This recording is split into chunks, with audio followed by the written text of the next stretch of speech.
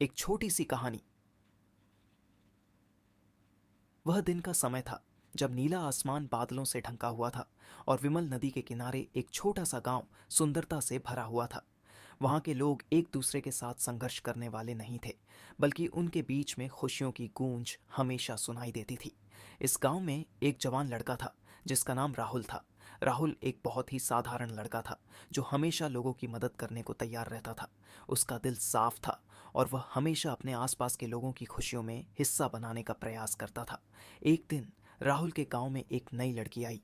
उसका नाम नीता था। नीता भी एक बहुत ही समझदार और सुंदर लड़की थी। उसने अपनी पढ़ाई पूरी की हुई थी और अपने अत्यंत दिल से प्रेम को देखती थी। राहुल और नीता के बीच एक अजीब सी बात हो गई। वे एक दूसरे से पहली नज़र में ही प्यार में गिर गए। उनके बीच की बातें, उनके हंसी मजाक और उनके संगीत के स्वाद को जानते ही चलते थे। धीरे धीरे राहुल और नीता के बीच का प्यार बढ़ता चला गया।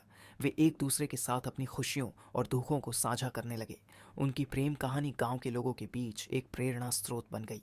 समय बीतता गया और वे दोनों एक दूसरे से गहरा प्रेम करने लगे। अंत में राहुल ने नीता को अपनी जिंदगी का हिस्सा बनाने की प्रस्तावित की। नीता खुशी से उसके प्रस्ताव को स्वीकार कर लिया और उनकी प्रेम कहानी एक नई शुरुआत के साथ आगे बढ़ी। यही नहीं, उनका प्रेम गांव के लोगों के दिलों में भी आज भी जीवित है और वे अपने जीवन संगी के साथ खुशियों का एक नया सफर तय करते हैं। आगे भी ऐसी कहानी सुनने के लिए लाइक और सब्सक्राइब करें